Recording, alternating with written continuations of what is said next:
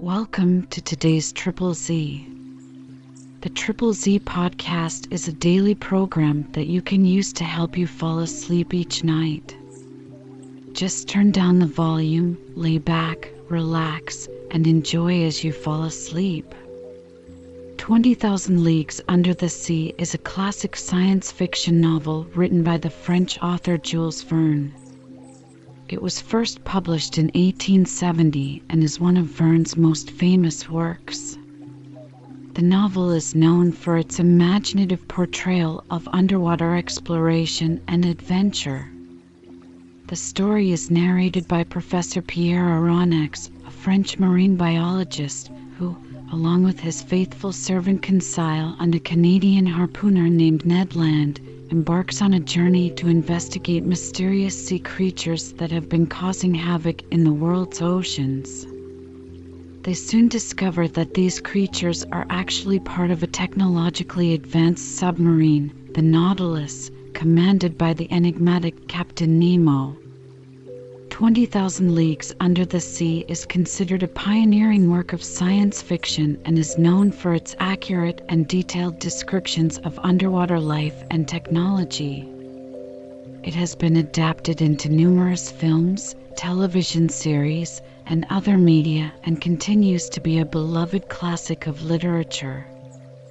If you enjoy our program, please be sure to write us a review on your podcast platform and share us with a friend. You both might sleep just a little better at night. Our website is ZZZ, that's 3z's.media. You can also like and share our content on Facebook or our Instagram account ZZZ Media Podcast. Music for today's episode was provided by Gaia's Symphony on Apple Music. Chapter 8, Mobilis in Mobili. This forcible abduction, so roughly carried out, was accomplished with the rapidity of lightning. I shivered all over. Whom had we to deal with? No doubt some new sort of pirates who explored the sea in their own way. Hardly had the narrow panel closed upon me when I was enveloped in darkness. My eyes, dazzled with the outer light, could distinguish nothing. I felt my naked feet cling to the rungs of an iron ladder. Ned Land and Conseil, firmly seized, followed me. At the bottom of the ladder, a door opened and shut after us immediately with a bang. We were alone. Where, I could not say, hardly imagine. All was black, and such a dense black that, after some minutes, my eyes had not been able to discern even the faintest glimmer. Meanwhile, Ned Land, furious at these proceedings, gave free vent to his indignation. "Confound it," cried he, "here are people who come up to the Scotch for hospitality. They only just miss being cannibals. I should not be surprised at it, but I declare that they shall not eat me without my protesting." "Calm yourself, friend Ned, calm yourself," replied Conseil quietly. "Do not cry out before you are hurt. We are not quite done for yet." "Not quite," sharply replied the Canadian, "but pretty near, at all events. Things look black. Happily, my bowie knife I have still, and I can always see well enough to use it. The first of these pirates who lays a hand on me." "Do not excite yourself, Ned," I said to the harpooner, "and do not compromise us by useless violence. Who knows that they will not listen to us? Let us rather try to find out where we are." I groped about. In 5 steps I came to an iron wall made of plates bolted together. Then turning back, I struck against a wooden table near which were ranged several stools. The boards of this prison were concealed under a thick mat of formium which deadened the noise of the feet. The bare walls revealed no trace of window or door. Conseil, going round the reverse way, met me, and we went back to the middle of the cabin, which measured about 20 feet by 10. As to its height, Ned Land, in spite of his own great height, could not measure it. Half an hour had already passed without our situation being bettered when the dense darkness suddenly gave way to extreme light. Our prison was suddenly lighted, that is to say, it became filled with a luminous matter so strong that I could not bear it at first. In its whiteness and intensity, I recognized that electric light which played round the submarine boat like a magnificent phenomenon of phosphorescence. After shutting my eyes involuntarily, I opened them and saw that this luminous agent came from a half globe, unpolished, placed in the roof of the cabin. "At last one can see," cried Ned Land, who, knife in hand, stood on the defensive. "Yes," said I, "but we are still in the dark about ourselves." "Let master have patience," said the imperturbable Conseil. The sudden lighting of the cabin enabled me to examine it minutely. It only contained a table and 5 stools. The invisible door might be hermetically sealed. No noise was heard. All seemed dead in the interior of this boat. Did it move? Did it float on the surface of the ocean, or did it dive into its depths? I could not guess. A noise of bolts was now heard, the door opened, and 2 men appeared. One was short, very muscular, broad-shouldered, with robust limbs, strong head, an abundance of black hair, thick mustache, a quick penetrating look, and the vivacity which characterizes the population of southern France. The second stranger merits a more detailed description. A disciple of Grachelais or Engel would have read his face like an open book. I made out his prevailing qualities directly: self-confidence, because his head was well set on his shoulders, and his black eyes looked around with cold assurance; calmness, for his skin, rather pale, showed his coolness of blood; energy, evinced by the rapid contraction of his lofty brows; and courage, because his deep breathing denoted great power of lungs. Whether this person was 35 or 50 years of age, I could not say. He was tall, had a large forehead, straight nose, a clearly cut mouth, beautiful teeth, with fine taper hands, indicative of a highly nervous temperament. This man was certainly the most admirable specimen I had ever met. One particular feature was his eyes, rather far from each other, and which could take in nearly a quarter of the horizon at once. This faculty, I verified it later, gave him a range of vision far superior to Ned Land's. When this stranger fixed upon an object, his eyebrows met, his large eyelids closed around so as to contract the range of his vision, and he looked as if he magnified the objects lessened by distance, as if he pierced those sheets of water so opaque to our eyes, and as if he read the very depths of the seas. The 2 strangers, with caps made from the fur of the sea otter, and shod with sea boots of seal's skin, were dressed in clothes of a particular texture, which allowed free movement of the limbs. The taller of the 2, evidently the chief on board, examined us with great attention, without saying a word, then turning to his companion, talked with him in an unknown tongue. It was a sonorous, harmonious, and flexible dialect, the vowels seeming to admit of very varied accentuation.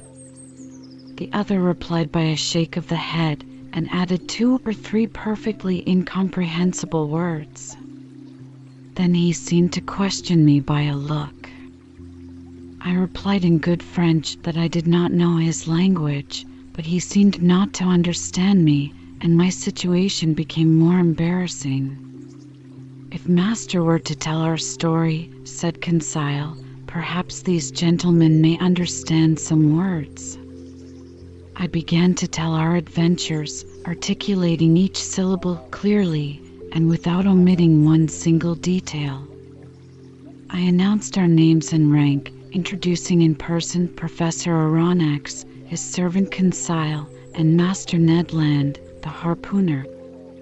The man with the soft calm eyes listened to me quietly, even politely, and with extreme attention, but nothing in his countenance indicated that he had understood my story. When I finished, he said not a word.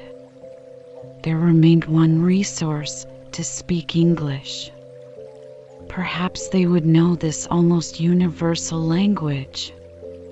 I knew it, as well as the German language, well enough to read it fluently, but not to speak it correctly. But, anyhow, we must make ourselves understood. Go on in your turn, I said to the harpooner. Speak your best Anglo-Saxon and try to do better than I. Ned did not beg off and recommenced our story. To his great disgust, the harpooner did not seem to have made himself more intelligible than I had. Our visitors did not stir. They evidently understood neither the language of Arago nor of Faraday.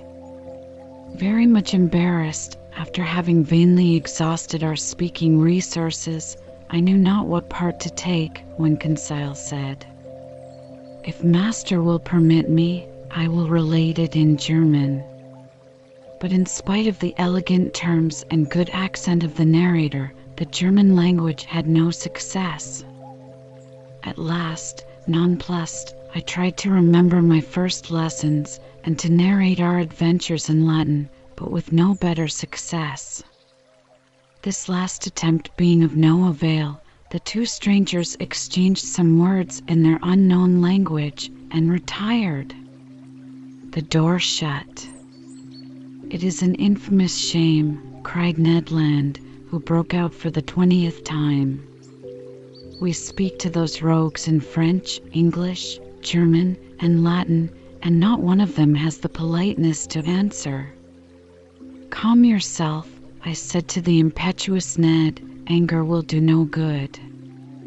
"But do you see, Professor," replied our irascible companion, "that we shall absolutely die of hunger in this iron cage?" "Bah," said Conseil, "philosophically, we can hold out some time yet." "My friends," I said, "we must not despair. We have been worse off than this.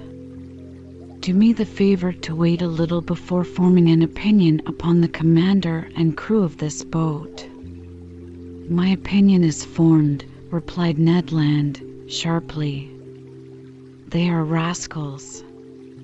"Good. And from what country?" "From the land of rogues." "My brave Ned, that country is not clearly indicated on the map of the world, but I admit that the nationality of the two strangers is hard to determine. Neither English, French, nor German, that is quite certain.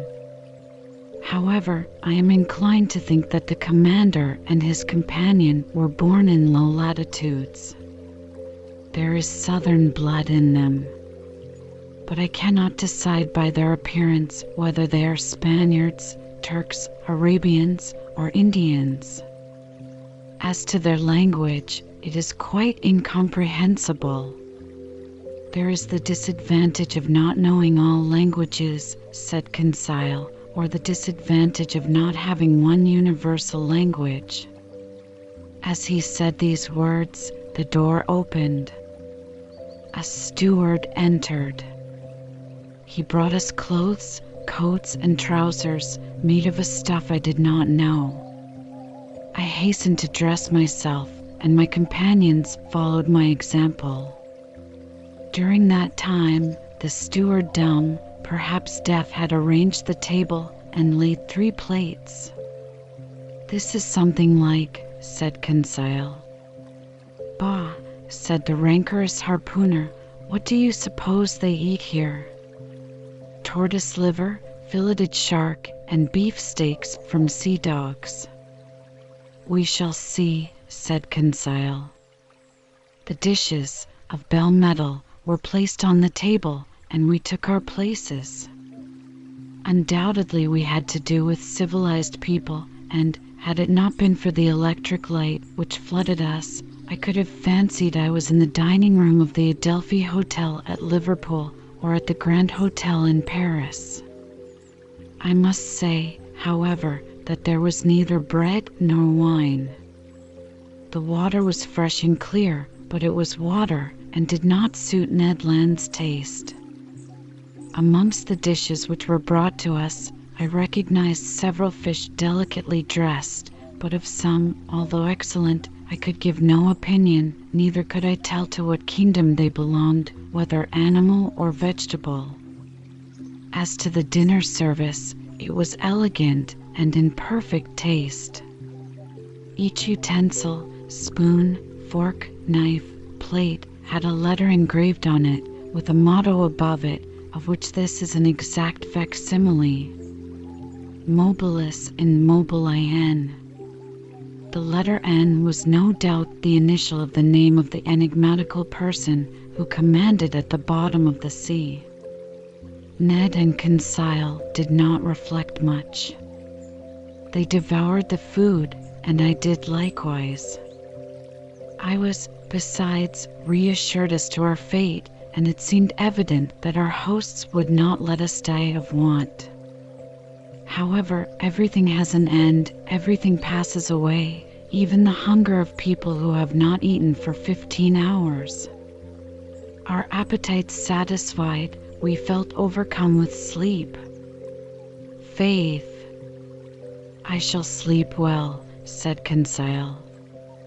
"So shall I," replied Ned Land.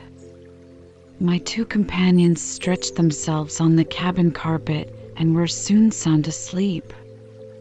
For my own part, too many thoughts crowded my brain, too many insoluble questions pressed upon me, too many fancies kept my eyes half open. Where were we? What strange power carried us on? I felt, or rather fancied, I felt the machine sinking down to the lowest beds of the sea.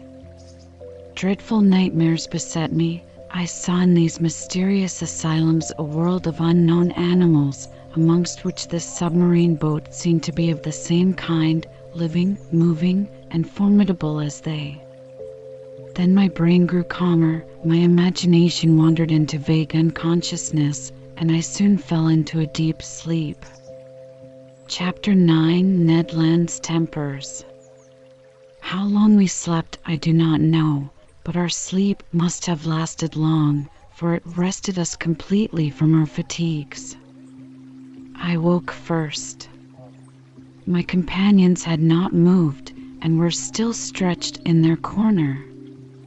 Hardly roused from my somewhat hard couch, I felt my brain freed, my mind clear. I then began an attentive examination of our cell. Nothing was changed inside. The prison was still a prison, the prisoners, prisoners. However, the steward, during our sleep, had cleared the table. I breathed with difficulty. The heavy air seemed to oppress my lungs. Although the cell was large, we had evidently consumed a great part of the oxygen that it contained. Indeed, each man consumes, in 1 hour, the oxygen contained in more than 176 pints of air, and this air, charged, as then, with a nearly equal quantity of carbonic acid, becomes unbreathable. It became necessary to renew the atmosphere of our prison, and no doubt the hole in the submarine boat. That gave rise to a question in my mind. How would the commander of this floating dwelling place proceed? Would he obtain air by chemical means, in getting by heat the oxygen contained in chlorid of potash, and in absorbing carbonic acid by caustic potash? Or a more convenient, economical, and consequently more probable alternative, would he be satisfied to rise and take breath at the surface of the water like a cetacean, and so renew for 24 hours the atmospheric provision?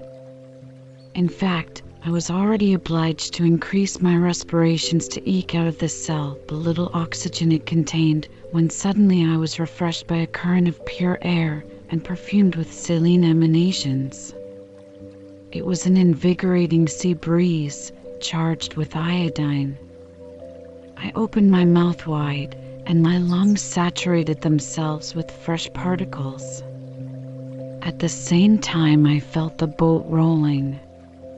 The iron-plated monster had evidently just risen to the surface of the ocean to breathe, after the fashion of whales.